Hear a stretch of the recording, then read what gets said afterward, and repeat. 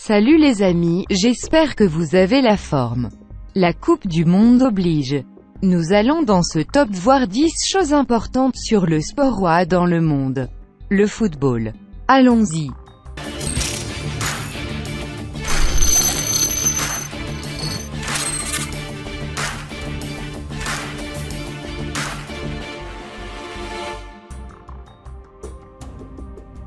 La forme la plus primitive du football dont l'existence a pu être prouvée scientifiquement est un exercice décrit dans un manuel militaire chinois datant du 2e ou 3e siècle avant Jésus-Christ.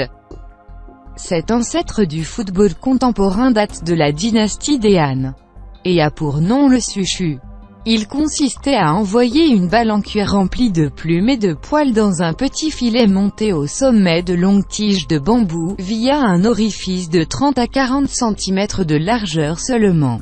On retrouve aussi d'autres formes primitives du football en Grèce, en Italie et au Japon avec le kemari issu du Sushu, et a été introduit au Japon vers l'an 600. On trouve un large éventail de sous-genres du football inventé et popularisé en Europe pendant le Moyen-Âge. Notamment le folk football ou mob football, qui signifie tous deux football de masse. Ces jeux sont probablement à l'origine des codes du football moderne même si, en comparaison, les matchs médiévaux étaient désordonnés et ne comportaient que peu de règles. Le football, tel que nous le connaissons, est né vers la fin du 19e siècle en Angleterre quand la Football Association, toute première instance dirigeante de ce sport fut créée le 26 octobre 1863 pour jouer avec un ballon qu'il était interdit de jouer avec ses mains, pas plus que l'adversaire. Ce jour-là, les partisans du rugby et les adeptes du football décident de se séparer. Le 20 juillet 1885 était fondée la Football Association Cup réservée aux professionnels. Né en 1855, le club de Sheffield passe pour le plus ancien de tous. En France c'est celui du Havre, 1872, la Coupe du monde de football ou Championnat du monde de football ou encore Coupe du monde de la FIFA est une compétition internationale de football qui se déroule ordinairement tous les 4 ans. Cette compétition, créée en 1928 en France, sous l'impulsion de Jules Rimet alors président de la FIFA, est ouverte à toutes les fédérations reconnues par la Fédération internationale de football association, FIFA. Le vainqueur de la Coupe du monde à la fin de la compétition obtient le titre de champion du monde. La première édition se déroule en 1930 en Uruguay, dont l'équipe nationale sort vainqueur. Pourquoi les États-Unis et le Canada utilisent le terme soccer au lieu de football comme le reste du monde? Pour répondre à cette question, il faut retourner à Londres où un groupe de jeunes sportifs s'est réuni pour former la Football Association. Au bout d'intenses négociations, ils ont publié en 1863 The Book of Rules of Association Football, un ouvrage codifiant les règles du foot tel qu'on le connaît aujourd'hui. D'ailleurs, c'est à la suite de l'élaboration de ces règles, interdisant le port de la balle, qu'un groupe d'étudiants britanniques inventa le rugby. En Europe, le football codifié par la Football Association était appelé « Association Football ». Jusqu'au jour où des supporters ont décidé de raccourcir « Association » en « SOC ». Des étudiants d'Oxford University ont utilisé le terme « soccer » en 1889 et en 1895, le terme « soccer » et « soccer » étaient prédominants. De la même manière, le rugby était appelé « rugger ». À cette époque-là, aux États-Unis, le soccer et le football américain, qui faisaient partie des nombreuses versions de football jouées dans le pays, coexistaient. Les journaux utilisaient alors le mot « soccer » et « football » pour distinguer les deux sports, populaires en automne. Avec la montée en puissance du « football américain » aux États-Unis, ces appellations sont restées. À l'inverse, en Grande-Bretagne et dans le reste de l'Europe, « soccer » n'a pas pris racine. C'était un terme d'argot. Ce n'était pas un terme que les sportifs sérieux utilisaient. Le 27 octobre 1998 en République démocratique du Congo lors d'une rencontre qui a opposé l'équipe de Basangana à celle de Bena Chadi. Étrangement, l'éclair a annihilé les 11 membres de l'équipe de Benachadi, alors que tous les joueurs de Basangana, l'équipe à domicile, ont été épargnés et sont sortis indemnes de cette catastrophe. Les supporters de l'équipe de Basangana ont été soupçonnés d'avoir eu recours à la sorcellerie. Selon Alain Rousseau, président du comité scientifique de l'association Protection Foudre, les locaux avaient des chaussures moulées avec des crampons en plastique alors que les visiteurs avaient des crampons vissés en métal. Une personne qui porte des crampons métalliques fonctionne un peu comme un paratonnerre. Ceci pourrait être la cause de ce phénomène qu'on ne retrouve nulle part dans le monde. En 1950, la Coupe du monde de football se déroule au Brésil. C'est le retour de la compétition, après 12 années d'absence pour cause de conflit mondial.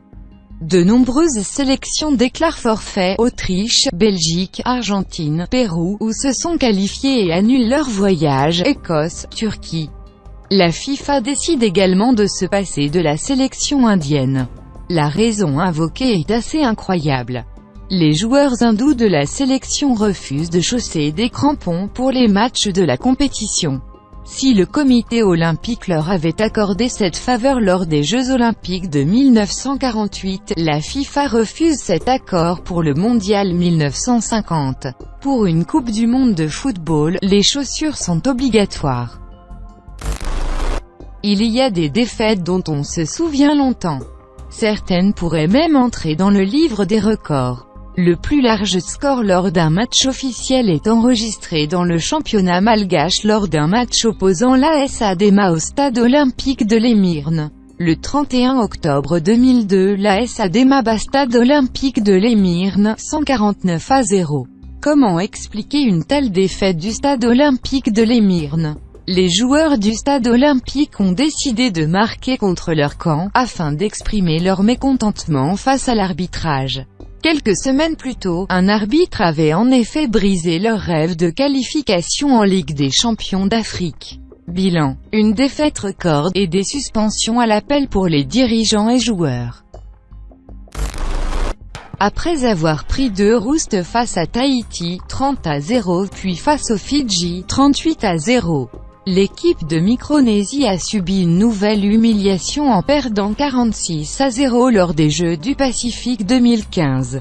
114 buts en 3 matchs, de quoi faire de l'État du Pacifique la pire équipe de l'histoire. Seule consolation, la Micronésie n'étant pas affiliée à la FIFA. Le score ne devrait pas être homologué. Le Salvador et le Honduras se disputent une place pour la Coupe du monde 1970, dans un climat tendu. La création du marché commun centra-américain et la faible disponibilité des terres poussent de nombreux Salvadoriens à émigrer au Honduras. Au début des années 60, le gouvernement hondurien met en place une réforme agraire qui vise à confisquer les terres occupées par les clandestins salvadoriens. La tension monte, les incidents se multiplient. Le match du 8 juin 1969 à Tegucigalpa voit la victoire à domicile de l'équipe hondurienne. Les supporters locaux ont manifesté bruyamment sous les fenêtres des Salvadoriens toute la nuit afin de perturber leur préparation. Au Salvador, cette défaite est vécue comme une offense. Au match retour la semaine suivante, ce sont cette fois les joueurs honduriens qui ne peuvent dormir sous les cris des Salvadoriens et les lancers d'objets dans leurs fenêtres. Après avoir été emmenés au stade dans des véhicules blindés, les visiteurs s'inclinent 3-0. Lors du retour chez eux, 2 supporters honduriens trouvèrent la mort lors d'incidents avec les supporters adverses. Un match d'appui joué à Mexico, pour apaiser les spectateurs, voit la victoire du Salvador qui se qualifie ainsi pour jouer les barrages. Le lendemain du match, l'armée salvadorienne mène une attaque aérienne contre l'aéroport de Tegucigalpa, ce qui déclenche la guerre du football, qui dure 4 jours et qui se termine avec l'intervention de l'Organisation des États américains qui obtient le retrait des troupes salvadoriennes. Ce conflit s'achève sur un statu quo, la supériorité numérique et matérielle des forces salvadoriennes répondant à la domination aérienne hondurienne. Cette guerre qui a duré 100 heures a fait 2000 morts et des milliers de blessés. Cependant, le traité de paix entre ces deux pays n'est signé qu'en 1980. La bataille de Santiago est le nom donné au match de football opposant l'équipe du Chili et l'équipe d'Italie le 2 juin 1962 au Stade national à Santiago du Chili lors de la Coupe du Monde. Le Chili, pays organisateur, remporte ce match d'une rare violence 2-0 et se qualifie pour la suite du tournoi aux dépens de son adversaire. L'arbitre de la rencontre est l'Anglais Ken Aston qui inventera quelques années plus tard les cartons jaunes et rouges.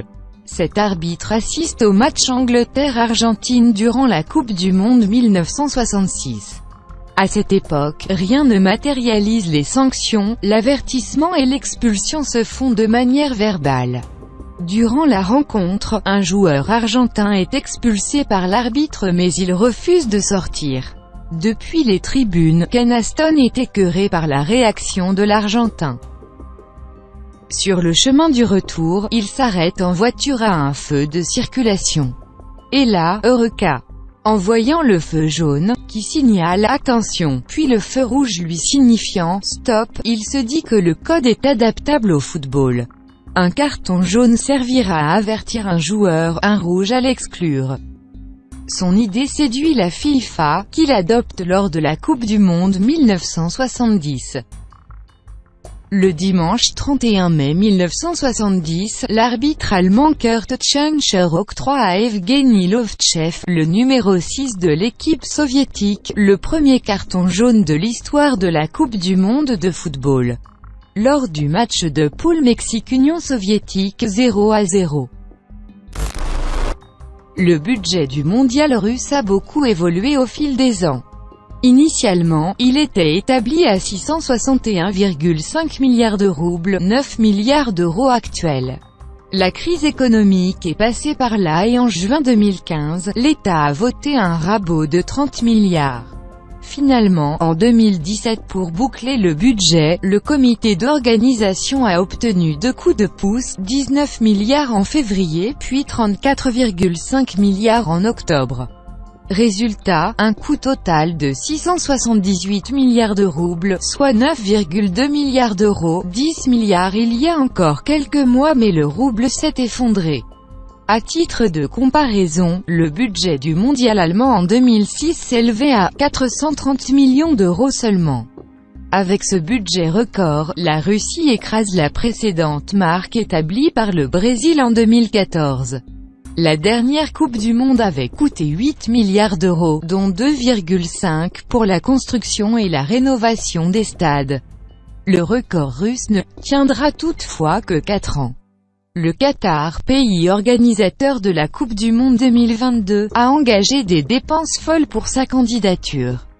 Le budget initial de 26,6 milliards d'euros du comité d'organisation a certes été raboté de 40 à 50% mais le coût reste monstrueux. La seule construction des stades représente entre 7,5 et 9,4 milliards d'euros.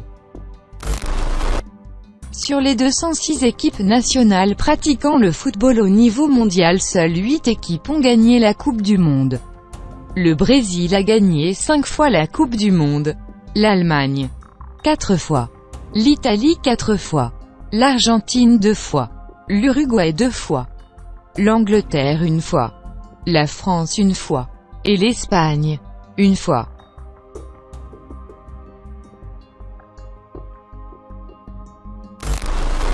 Le football est aujourd'hui le sport le plus populaire au monde. On estime que la moitié de la population mondiale est fan du football.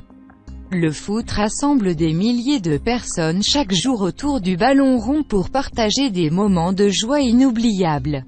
J'espère que ça vous a plu. Si c'est le cas, mettez un énorme like. Et n'oubliez surtout pas de vous abonner.